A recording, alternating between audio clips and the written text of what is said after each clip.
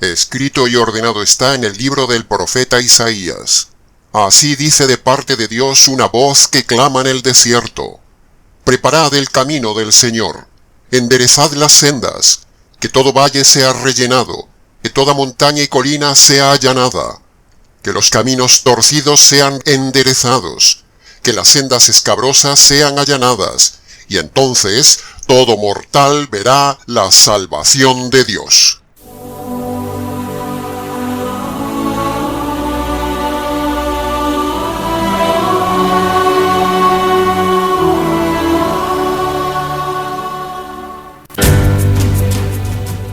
Muy buenos días, muy buenas tardes o quizás muy buenas noches, estimado oyente, según sea la hora y el país donde se encuentre escuchando este mensaje. Saludamos muy cordialmente a todos nuestros oyentes hispanoamericanos desde Canadá hasta el sur de Chile. Les habla nuevamente el pastor bautista Nikos Ricoy, director del programa Encuentros y del Ministerio Tinajas, llenando siempre a cada persona que nos escucha con el agua fresca y limpia de la palabra desde aquí en España. Muy bienvenidos una vez más a todos y muchas gracias por venir al encuentro de hoy de nuestro programa Encuentros.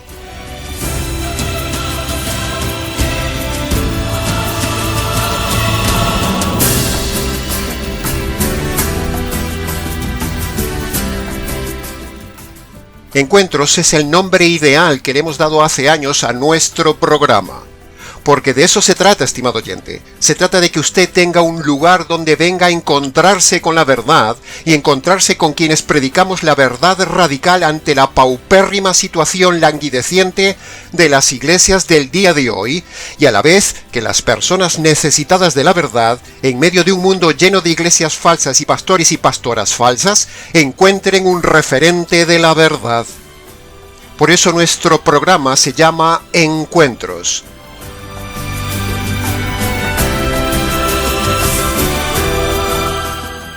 Desde el Ministerio Tinajas y este programa Encuentros, queremos que usted se encuentre cada semana con nosotros para enseñarle la verdad que muy probablemente, nadie le ha enseñado en su vida. Porque en el día de hoy, lo que se ve por ahí como enseñanza bíblica es cualquier cosa menos enseñanza correcta de la Biblia. En esos lugares, mal llamados iglesias, se abre la Biblia, sí, pero no se enseña la Biblia. Se abre la Biblia para presumir, para hacerle venir a cantar y así despertar sus emociones. Se abre la Biblia para llenar un local, para manipular a las personas y sobre todo, se abre la Biblia para sacarle el dinero a las personas porque eso es un negocio redondo. La Biblia se ha convertido en un negocio, estimado oyente. Y como dice el refrán español, en el país de los ciegos, el tuerto es rey. Y así sucede en las mal llamadas iglesias del día de hoy. Los ciegos están siendo guiados por tuertos que tampoco ven correctamente la verdad. Pero los tuertos son más agudos, son más listos que los ciegos y por eso se aprovechan de ellos, para enseñorearse de los ciegos, explotar a los ciegos, hacerse reyes soberbios de la congregación ciega y así gobernar y vivir mejor. Por eso los enemigos tuertos del Ministerio Tinajas, en cuestión de doctrina, siempre pierden ante la verdad expositiva, contundente, radical y única que exponemos en este canal. Compruebe lo que decimos, estimado oyente. Compare lo que decimos con esos supuestos maestros titulados en griego, con los pastores titulados en teología, salidos de institutos bíblicos y etcétera. Simples enseñadores arrogantes e ignorantes perdidos que llevan a la gente a más ignorancia y a la condenación eterna como van ellos. Es cierto que hay 7.000 que no han doblado aún sus rodillas ante la doctrina falsa del día de hoy, y nos alegramos por ello, pero seguimos siendo muy pocos para denunciar tanta mentira antibíblica en el día de hoy. Sabemos que el Ministerio Tinajas y este programa Encuentros tienen cada día más adversarios, pero eso es lo normal. Hay gente a la que le rechinan los dientes ante lo que decimos como sucedía en los días de Esteban con los religiosos de su día, que cuando Esteban disertaba la verdad, se mordían la lengua y les rechinaban los dientes ante la sabiduría imparable de Esteban, como dice Hechos capítulo 7. De la misma manera, estimado oyente, sucede en el día de hoy con este Esteban que les habla. Decir la verdad hace despertar a las serpientes del desierto, hace salir a las serpientes de sus madrigueras y silban de rabia por lo que decimos. Pero esta voz que clama en medio del desierto rodeado de piedras y serpientes no callará. Y lo haremos así para ayudar a los que buscan la verdad.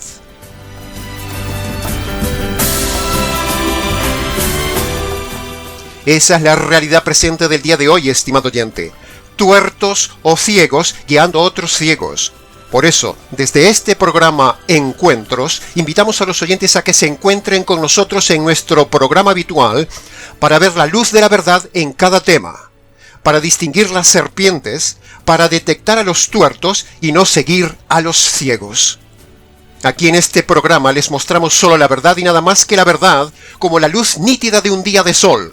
Y de esa manera usted tenga un referente doctrinal, usted tenga paz, usted tenga un lugar donde venir a conocer la verdad y usted se esfuerce en comparar lo que enseñamos aquí por parte de este moderno Isaías, de este moderno Pablo, de este moderno Esteban o como un moderno Juan el Bautista clamando en el desierto ante piedras y ante serpientes.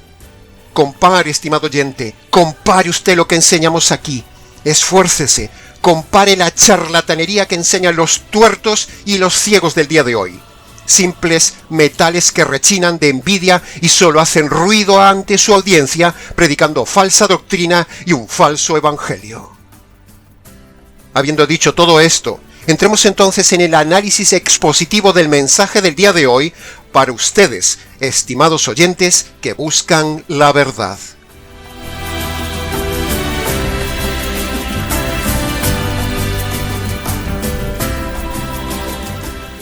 Todas estas pequeñas y sucesivas frases de Lucas capítulo 3, versículo 4 al 6, que hemos oído al inicio del mensaje y que tiene usted ahora en la pantalla, si se fija bien, esas frases son mandamientos. Ninguna de estas frases son un consejo. ¿Y por qué son mandamientos todas esas frases que hemos visto y que luego analizaremos una a una y que ya están en el inicio del libro de Lucas? Pues sencillo, estimado oyente, porque todas esas frases, si se fija con cuidado, son nada más ni nada menos que la primera condición de la conversión que siempre estamos enseñando. Sí, son frases de arrepentimiento. Como hemos dicho 1000 veces, la conversión verdadera, la bíblica, consiste en obedecer dos condiciones.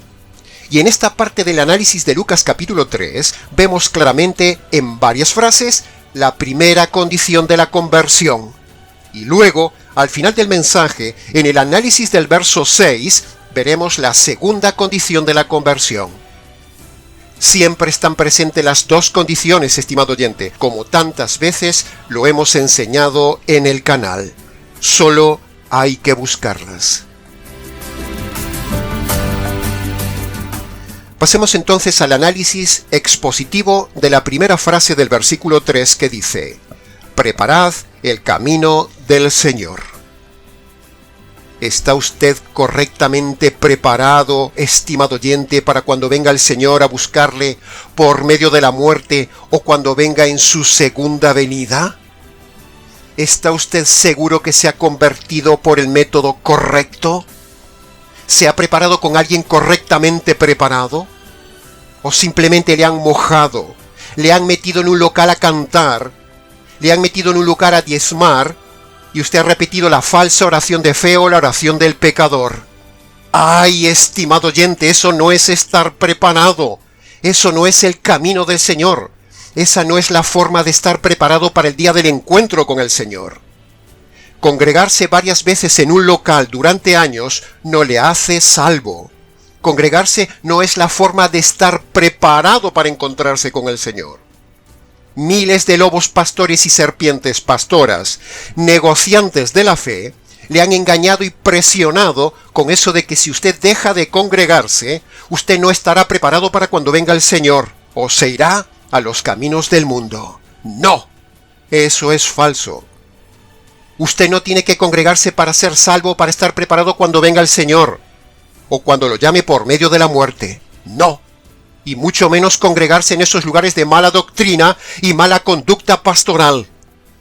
Usted no tiene que pagar diezmos para estar preparado. Usted no tiene que cumplir el sábado para estar preparado para cuando venga el Mesías. Usted no tiene que repetir una oración de fe para estar preparado. Usted no tiene que dar y dar y dar primicias para estar preparado. La preparación, estimado oyente, es por medio de la conversión que produce el verdadero evangelio jurídico dado a los gentiles. Solo el evangelio lo prepara usted para cuando el Señor lo llame o lo busque. Así que reflexione en esto y obedezca este mandamiento y prepárese correctamente para venir al encuentro del Señor.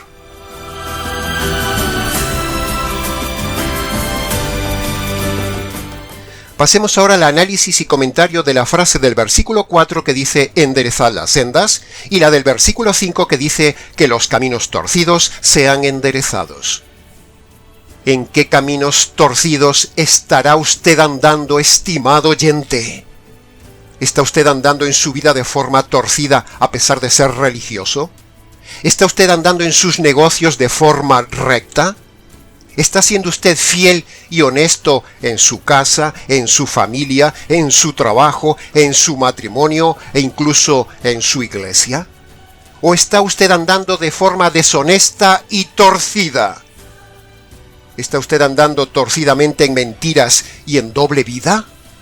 ¿Está usted andando con malas compañías y en hipocresía? ¿Está siguiendo la corriente torcida de este mundo? Si es así, estimado oyente, le ruego, reciba este mensaje. Si usted anda torcido, usted debe enderezar su vida ya. Es un mandamiento, como lo puede ver ahí. Usted debe tomar la decisión de andar de forma recta ya. Es un mandamiento, no es una opción. Es la primera condición de la conversión. Dios no lo hará por usted como dicen los calvinistas. Usted tiene el don y la capacidad del arrepentimiento, así que dispóngase a ordenar y enderezar sus caminos hoy mismo y empiece a andar en su vida, en su familia, en sus negocios, en su matrimonio, en su sexualidad, de forma recta. Enderece su vida, que es la primera condición de la conversión. Use su libre albedrío. Use su voluntad y use su razonamiento, que es la primera condición que debe cumplir para ser perdonado y salvado. Luego veremos la segunda condición al final del mensaje. Pasemos ahora al análisis brevemente expositivo de la frase del versículo 4 que dice que todo valle sea rellenado. Si a su vida le falta contenido, si su vida es más bien un valle de lágrimas sin esperanza, si su vida está hueca, si su vida no tiene sentido, si su vida está vacía como un valle, si su vida le falta relleno porque es solo aire, entonces usted necesita rellenar su vida con el contenido sólido de la verdad del Evangelio. Pasemos ahora al breve análisis del versículo 4 con la frase que dice que toda montaña y colina sea allanada. ¿Y qué significaría eso?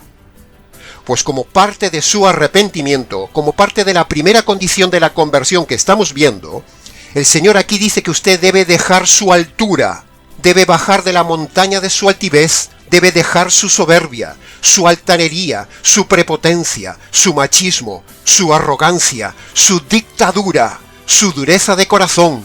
Usted debe demoler la montaña de su autosuficiencia, la colina de la terquedad, la cordillera de su orgullo, la soberbia de sentirse seguro en su montaña, esa montaña de la soberbia, de la resistencia, de la insensatez, de la inmovilidad, la montaña de la dureza de corazón, la montaña de sentirse más que otros, esa montaña elevada de soberbia donde usted vive siempre, esa fortaleza de resistencia que está en la montaña de su vida, debe ser cortada y derribada. Esa colina de la autodefensa y la autojustificación de sus ideas debe ser demolida. Usted debe sujetarse a la palabra de Dios y usted debe quebrarse ante Dios con su orgullo, con su soberbia, su resistencia y su terquedad. Todo eso debe ser allanado, como dice el Señor en este pasaje. Pasemos ahora al análisis y comentario expositivo de la última frase del pasaje del día de hoy, que dice: y entonces todo mortal verá la salvación de Dios. ¿Qué significa esa primera parte de la frase "y entonces"? Pues significa que, si uno ha cumplido la primera condición, es decir, si uno ha obedecido las frases que hemos comentado antes, entonces, ahora sucederá lo segundo. Ahora Dios hará entonces su parte. Ahora Dios le mostrará la salvación. Es decir, primero usted se quiebra ante Dios y endereza sus caminos. Eso es el arrepentimiento. Y segundo, entonces Dios ahora le da la buena noticia de parte de Él. Ahora viene la noticia anhelada que complementa lo que el hombre hace. Es decir, cuando el hombre se arrepiente, cuando reconoce sus malos caminos, los endereza y se baja de sus montañas, entonces Dios luego le muestra la salvación, para que el hombre, por medio de la fe, se agarre de esa salvación que necesita. Y así tenemos las dos partes, la parte de Dios y la parte del hombre. Y a la vez tenemos las dos condiciones teológicas, arrepentimiento y fe. Primero, la acción del hombre libre y voluntaria. Y la primera condición, reconocer sus pecados, o sea, el arrepentimiento. Segundo, la acción de Dios, mostrándole la salvación hecha en la cruz que el hombre toma por medio de la fe, que es la segunda condición. Dos acciones, dos condiciones. Dos acciones, dos condiciones. Dice el texto: todo mortal verá la salvación de Dios. No dice unos pocos verán la salvación de Dios. No. Ni tampoco dice que Dios salvará a unos pocos privilegiados seleccionados por Él. No, y 1000 veces no. No dice eso el texto, como dicen los necios calvinistas reformados que pasan por cristianos pero son falsos. Dicen que la salvación es para unos pocos, pero eso es mentira. Dios no hace acepción de personas, como dice en Deuteronomio capítulo 10, versículo 17. Yahvé, nuestro Dios, no hace acepción de personas ni acepta sobornos. Ahí lo tiene, estimado oyente. Si unimos este texto con el que estamos estudiando de Lucas capítulo 3 versículo 6, los textos dicen claramente que la salvación es para todos. Y luego sí, cada uno decidirá libremente en su libre albedrío si recibe o rechaza esa salvación. Pero eso ya es otro tema. Dios ha diseñado la salvación, la redención, la expiación para todos los hombres sin excepción. No solo para unos pocos, como dicen los reformados calvinistas, que confrontan esta verdad bíblica, que dice todo mortal verá la salvación de Dios, con su doctrina errada de que Dios elige solo unos pocos para salvación. Ahora, si el verso 6 dice todo mortal verá la salvación de Dios, entonces, ¿dónde cree usted, estimado oyente, que se verá esa salvación de Dios? ¿Dónde está? ¿Dónde podemos hallar la salvación? Escuche bien esto. En la cruz, el Padre descarga su ira sobre su Hijo para hacer justicia de las injusticias cometidas por usted en su vida, estimado oyente. Se lo repito. En la cruz, el Padre descarga su ira sobre su Hijo para hacer justicia de las injusticias que usted ha cometido en su vida. Ahí está la salvación, escondida en la parte de atrás de la cruz. En la parte de adelante está la crucifixión, pero en la parte de atrás, detrás del telón de la cruz, detrás de lo visible de la cruz, está la ira y la justicia divina cayendo desde el cielo de parte de los jueces del universo, el Padre y el Espíritu Santo, sobre un hombre inocente, el Hijo, para darle a usted la salvación, como usted puede ver en la lámina del vídeo.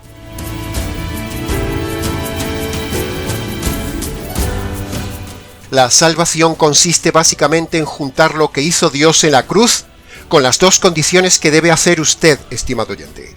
Se lo repito, la salvación consiste básicamente en juntar lo que Dios hizo en la cruz, es decir, descargar la justicia sobre su Hijo, con las dos condiciones que usted debe obedecer, estimado oyente. ¿Y qué hizo Dios en la cruz? Como hemos dicho, Dios descargó su furia de enojo sobre su Hijo para descargar la justicia que merecen los pecados del hombre. ¿Y qué debe hacer el hombre para ser salvo? El hombre, o sea usted, primero, debe reconocer sus injusticias ante Dios y abandonarlas. Es la primera condición. Segundo, el hombre debe agarrarse de esa justicia caída sobre el Señor Jesús. Esa es la segunda condición. Cuando el hombre reconoce sus injusticias ante Dios y se agarra de la justicia caída sobre el Señor Jesús, entonces Dios le muestra la salvación y lo salva.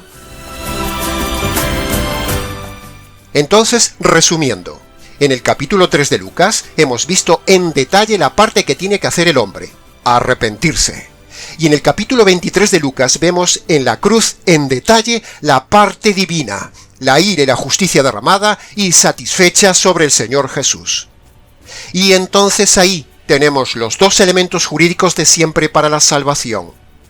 Primero, el arrepentimiento humano, capítulo 3 de Lucas, es decir, el reconocimiento de su mal hacer, de sus delitos y de los malos caminos del hombre. Y segundo, en el capítulo 23 de Lucas, vemos el ajusticiamiento divino sobre un inocente. Vemos la obra de la justicia derramada sobre Jesús en la cruz por usted. Cuando juntamos los dos elementos, el capítulo 3 de Lucas, la parte humana, y el capítulo 23 de Lucas, la parte divina, entonces, ahí vemos claramente la salvación de Dios. Tal como dice el precioso versículo 6, que es la segunda condición que decíamos al inicio del mensaje. Maravilloso es el estudio expositivo e integral de la palabra de Dios, estimado oyente, como hemos visto en estos dos capítulos armonizados, el capítulo 3 y el capítulo 23 de Lucas. Como siempre decimos, es un gozo y un disfrute sumergirse en las profundidades coralinas de la armoniosa palabra de Dios, donde todo encaja siempre perfectamente. Una vez más, nuestra tesis soteriológica, que es la bíblica, queda demostrada en que la salvación es por medio de dos condiciones. Primero, por reconocer los malos caminos, como hemos visto en el capítulo 3, verso 4 y 5. Y segundo, por agarrarse de la justicia divina descargada sobre el Señor Jesús en la cruz, que es la salvación de Dios que vemos en el capítulo 23 de Lucas. Así que salga del engaño de la oración de fe, estimado oyente. Salga del engaño de la Eucaristía. Salga del engaño de estar en una iglesia o una parroquia donde invitan a pasar al frente a repetir una oración o a tomar la Eucaristía. Escape de todo eso y de esos lobos con piel de oveja y de esas serpientes con plumas. Lo que ellos dicen es bíblicamente falso. Esa no es la salvación de Dios. La oración de fe o la Eucaristía no salva a nadie. En verdad le digo, estimado oyente, que lo que salva es lo que hemos enseñado en el día de hoy. El Evangelio y sus dos condiciones, como dice Marcos capítulo 1, versículo 15. Que conste en acta. Entonces, antes de acabar el mensaje, queremos cálidamente invitarle, estimado oyente, a que obedezca esas dos condiciones que dice Jesús en Marcos capítulo 1, versículo 15, para su salvación. Le invitamos a que vaya a su habitación, cierre la puerta, póngase de rodillas delante del Dios que ha ofendido toda su vida, descálcese en señal de reverencia, y ahí, en sus palabras, reconozca ante Dios todos sus pecados que recuerde, de forma concreta, y abandone su forma de vida, abandone esa forma de vivir errada y equivocada, y bájese de las montañas. Esa sería la primera condición. Segundo, sus injusticias merecen justicia, y esa justicia le cayó al Señor Jesús por usted. Ahora Dios le pide que usted se agarre de esa justicia. Usted se apropie de esa justicia que le cayó al Señor Jesús. Usted reciba, usted crea, se eche encima esa justicia sobre sus injusticias. Y cuando usted obedece esas dos condiciones, reconoce sus pecados y los abandona, y se apropia de la justicia de la cruz, ahí, en esa habitación, Dios lo perdona y lo salva. Luego, antes de levantarse, dele gracias al Señor por conocer este verdadero evangelio, y luego, si quiere, venga y cuéntenoslo. Y hasta aquí, estimados oyentes, con el nuevo y breve mensaje del día de hoy. Como siempre decimos, mucho más se podría haber dicho del tema, pero con lo dicho es suficiente. Para preguntas, comentarios y demás, si quiere, escríbanos. nicos@gmx.es. Les ha compartido la verdad, solo la verdad y nada más que la verdad maravillosa de estas dos partes de la palabra de Dios, este expositor bíblico radical, Nikos Ricoy del Ministerio Tinajas, como siempre, desde aquí en España para todo el mundo hispanoamericano. Será entonces hasta nuestro próximo programa Encuentros.